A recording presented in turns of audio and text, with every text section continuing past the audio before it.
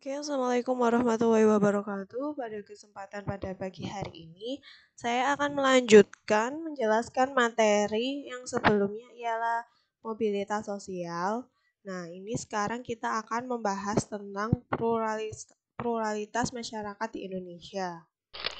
Pluralitas masyarakat di Indonesia. Pluralitas itu sendiri adalah berarti kemajemukan dan multikultural, yaitu berarti banyaknya kebudayaan.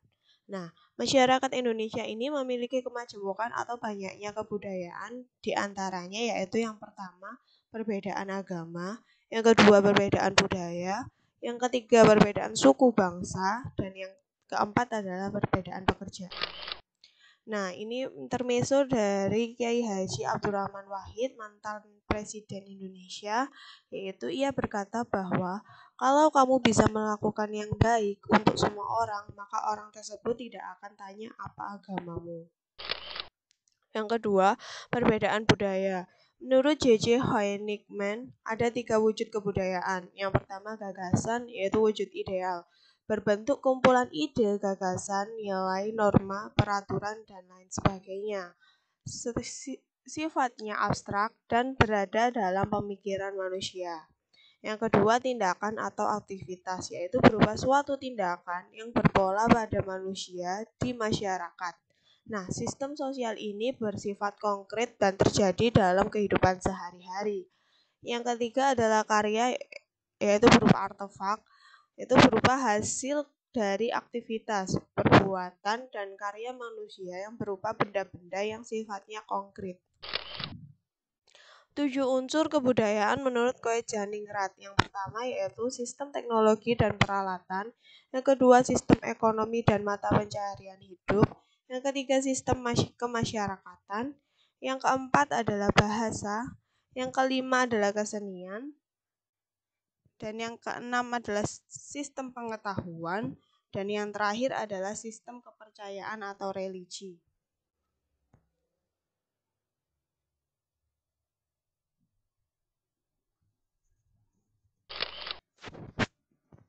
Keragaman budaya di Indonesia dapat diketahui melalui yang pertama pakaian adat, yang kedua lagu daerah, yang ketiga tarian daerah, yang keempat rumah adat, yang kelima alat musik, yang keenam upacara adat, yang ketujuh adalah sistem pertunjukan, dan yang terakhir adalah sistem kebudayaan lain.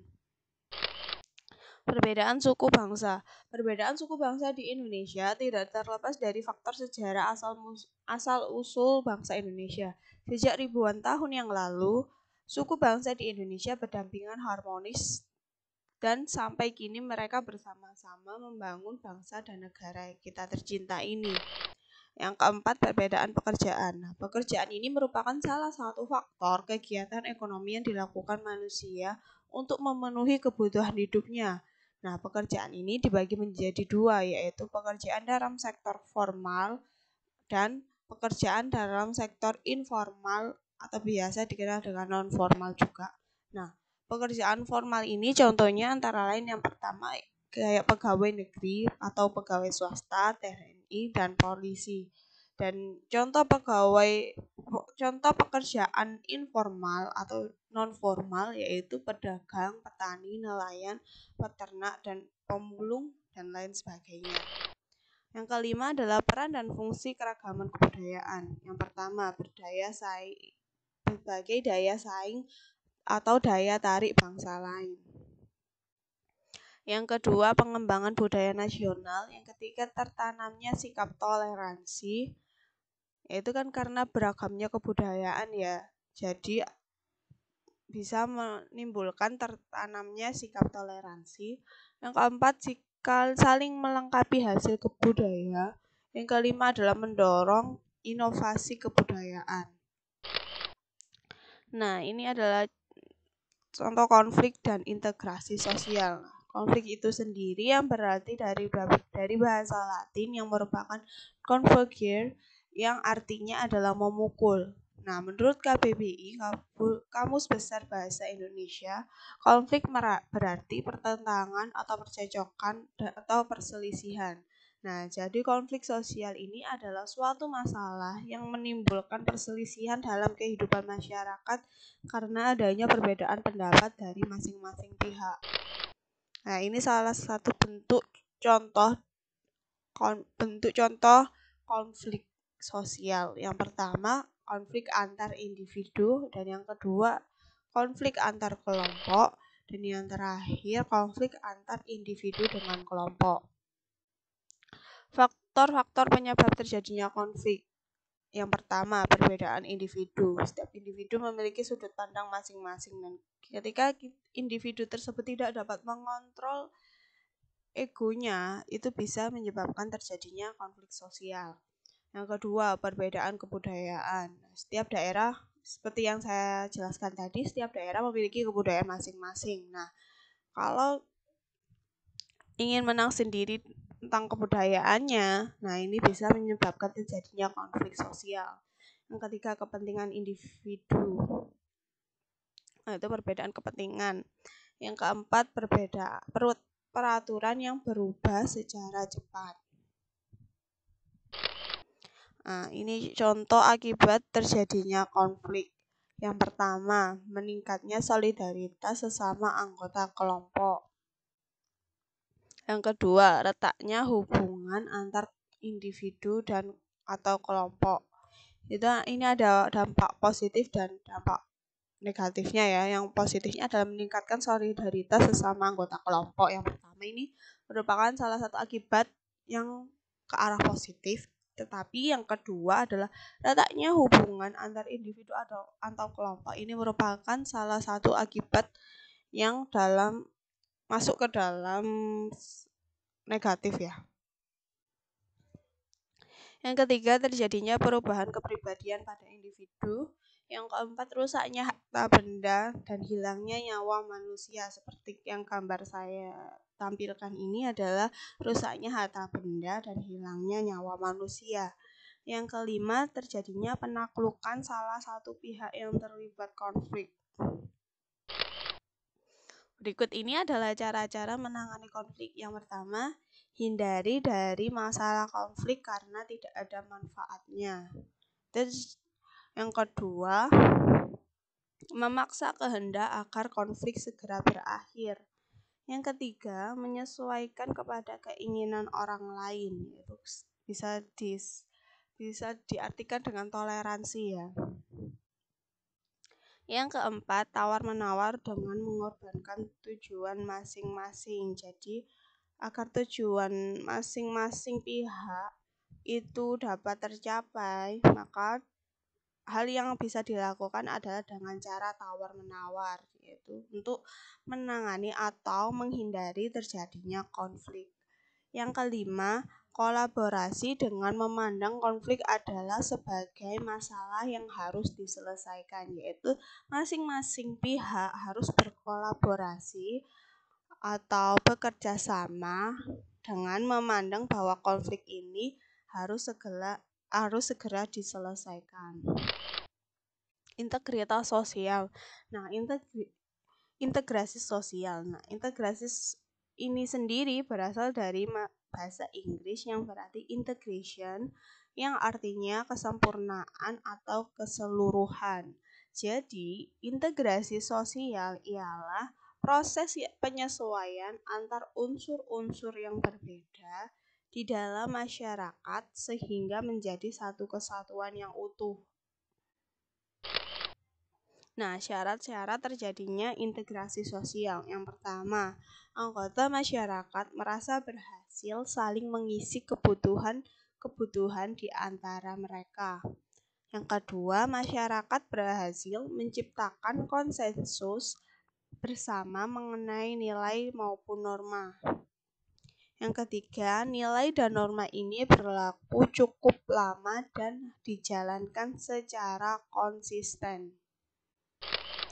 Faktor-faktor yang mempengaruhi integrasi sosial, yang pertama homogenitas, yaitu kan berbeda istilahnya kalau homogenitas ini, yaitu watak dari anggota suatu kelompok. Apabila suatu homogenitasnya rendah atau perbedaannya itu rendah, maka homogenitas akan mudah tercapai, dan begitu pula sebaliknya.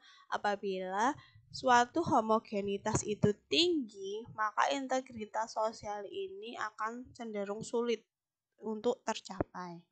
Yang kedua, besar kecilnya kelompok. Nah, yaitu jumlah anggota kelompok akan sangat mempengaruhi cepat maupun lambatnya terjadinya integritas sosial.